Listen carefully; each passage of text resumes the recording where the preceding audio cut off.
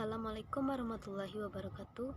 Perkenalkan, nama saya Ainisa Yulia Zahra dengan nomor NIM 21042248 dari Prodi Ilmu Administrasi Negara.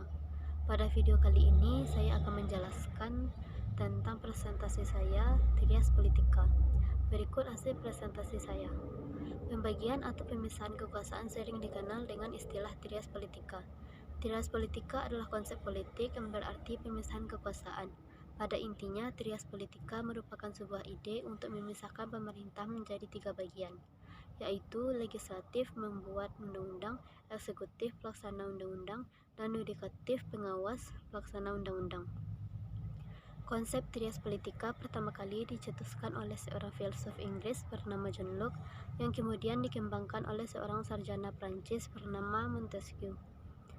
Trias politika menurut Montesquieu yang pertama adalah eksekutif, merupakan lembaga yang melaksanakan undang-undang. Lembaga eksekutif dipimpin oleh seorang raja atau presiden beserta kabinetnya.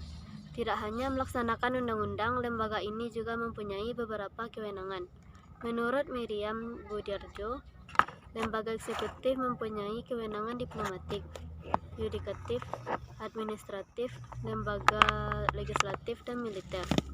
Kewenangan diplomatik yaitu kewenangan menyelenggarakan hubungan diplomatik dengan negara-negara lain.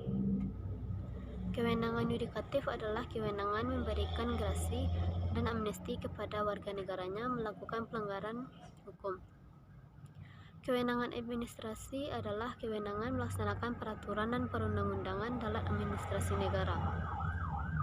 Melalui kewenangan legislatifnya, seorang presiden atau menteri dapat membuat undang-undang bersama Dewan Perwakilan.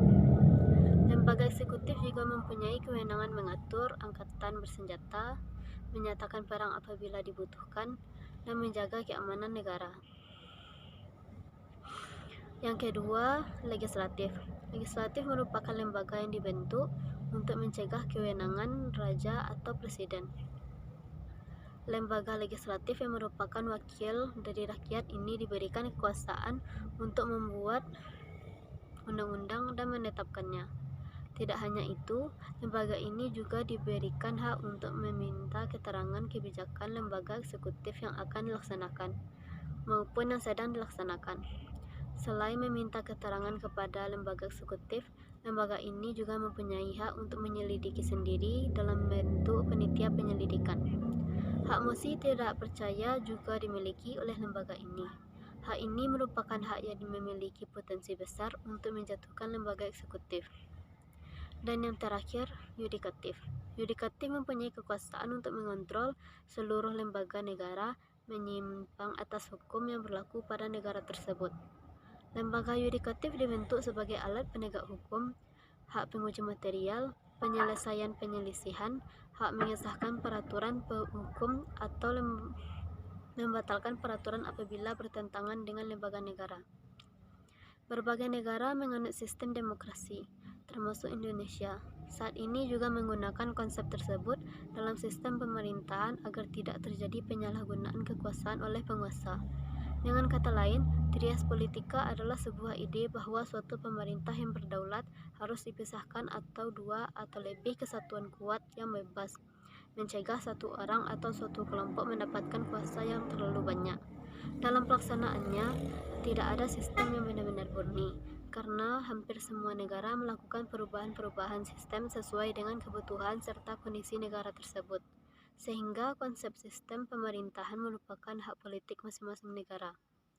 Walaupun demikian, apa yang terjadi di mana teori trias politika yang ada di Indonesia merupakan penyesuaian dengan kondisi Indonesia yang plural, sehingga apa yang harus dikritis bukanlah tentang bagaimana teori trias politika yang benar, melainkan bagaimana cara mengoptimalkan perkembangan yang ada untuk mencapai kehidupan berpolitik yang bebas dan berdaulat.